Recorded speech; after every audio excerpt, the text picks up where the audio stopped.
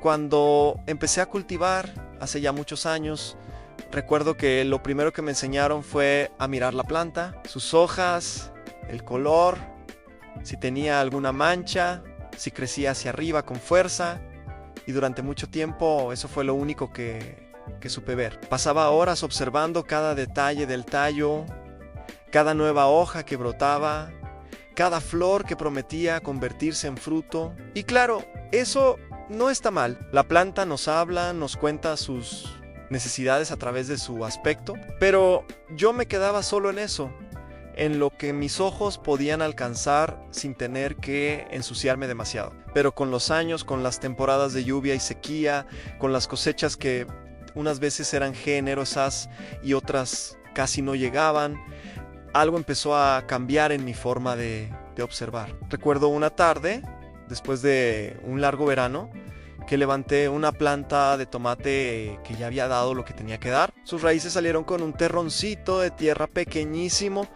casi nada. Y ahí, con esa imagen en la cabeza, empecé a preguntarme por qué otras plantas, en cambio, cuando las arrancabas, traían consigo una masa de tierra enorme, suelta, oscura, que se sostenía como si fuera parte de ellas mismas. Poco a poco, la mirada se me fue hacia abajo. Dejé de ver solo la planta y empecé a preguntarme qué pasaba debajo, qué ocurría en ese mundo oscuro que sostiene todo lo que vive arriba. Y fue entonces cuando empecé a entender que la tierra que pisamos no es un montón de polvo, no es algo muerto que solo sirve para sujetar raíces. La tierra, el suelo, está más vivo que muchas de las cosas que vemos a simple vista. De hecho, si pudiéramos verlo con otros ojos, si tuviéramos la capacidad de observar lo diminuto, nos daríamos cuenta de que estamos caminando sobre un universo entero. Un universo que late, que se mueve, que se come, que se reproduce y que sobre todo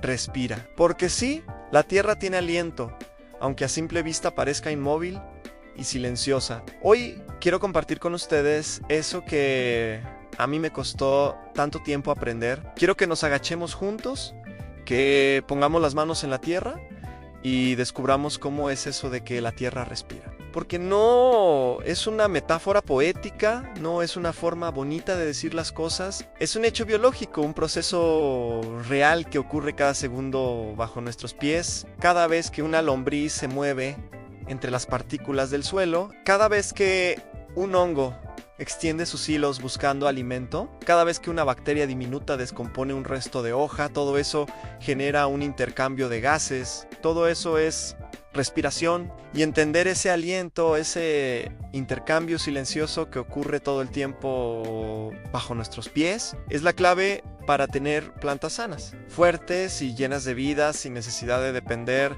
de fórmulas industriales ni de soluciones rápidas que nos venden como milagrosas. Porque cuando uno conoce cómo funciona la vida del suelo, se da cuenta de que la mayoría de los problemas que tenemos con nuestras plantas vienen de haber roto ese equilibrio, de haber tratado la tierra como un simple almacén de nutrientes químicos en lugar de verla como lo que es a un organismo vivo, complejo y vulnerable. El verdadero milagro está aquí, en lo que la naturaleza ha perfeccionado durante millones de años, sin prisas, sin atajos, con una sabiduría que todavía nos cuesta comprender del todo. Para entender el suelo vivo, tenemos que imaginarlo como una gran ciudad subterránea, una ciudad que no vemos, pero que bulle de actividad a cada segundo. En esa ciudad viven millones de seres microscópicos, bacterias, hongos, protozoos, nematodos, ácaros diminutos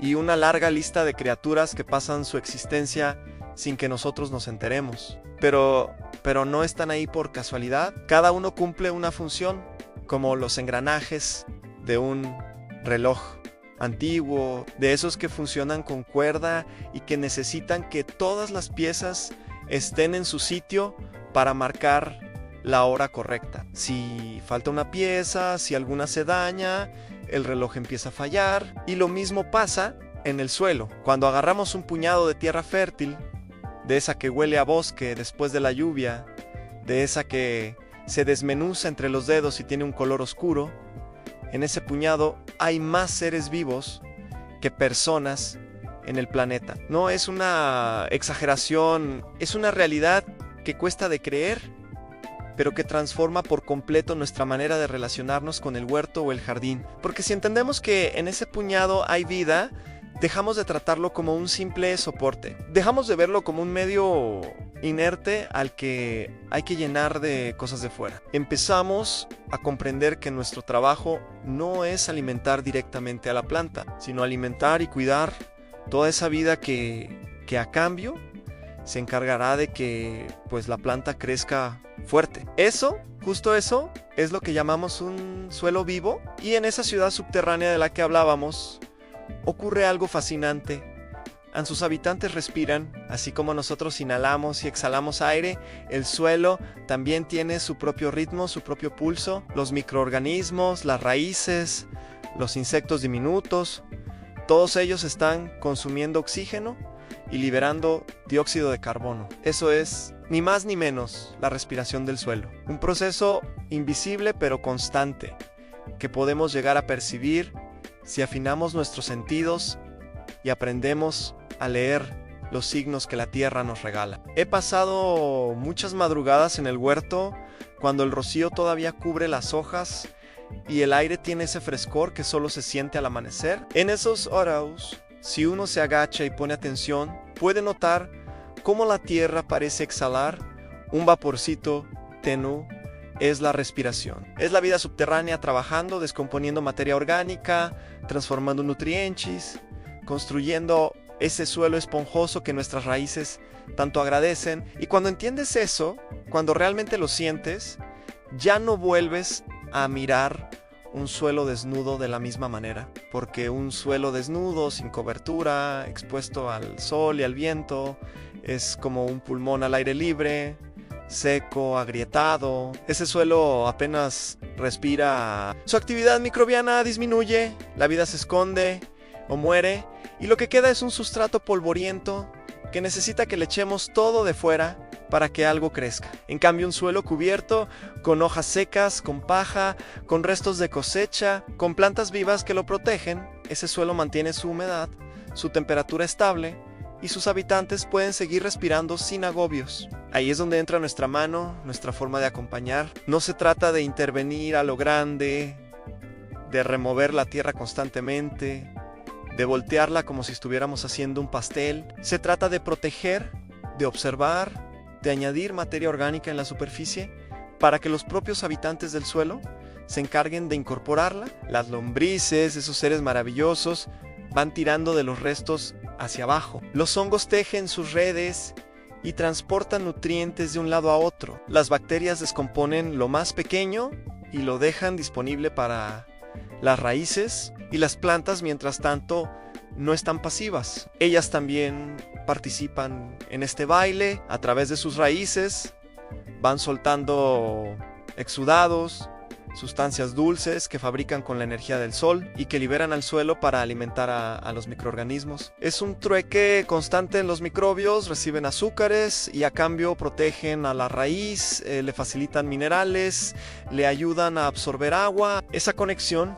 esa red de intercambio, es lo que hace que una planta crezca con vigor sin necesidad de estimulantes artificiales. Cuando lo piensas bien, todo esto que parece tan complejo es en realidad la forma más sencilla y antigua de cultivar. Nuestros abuelos, bisabuelos, toda la gente que trabajó la tierra antes de que existieran los fertilizantes sintéticos, conocían esto sin necesidad de microscopios ni de estudios científicos. Ellos veían que la tierra se cansaba, que había que dejarla descansar, que el estiércol viejo era mejor que el fresco, que las hojas del bosque traían suerte al huerto. Sin saberlo, estaban cuidando la respiración del suelo, estaban manteniendo viva esa ciudad subterránea. Por eso hoy, cuando salgas a tu jardín, a tu terraza con macetas o al pedacito de tierra que cultives, te invito a que te detengas un momento antes de hacer cualquier cosa. Arrodíllate, toca la tierra, huélela. Si huele a monchi,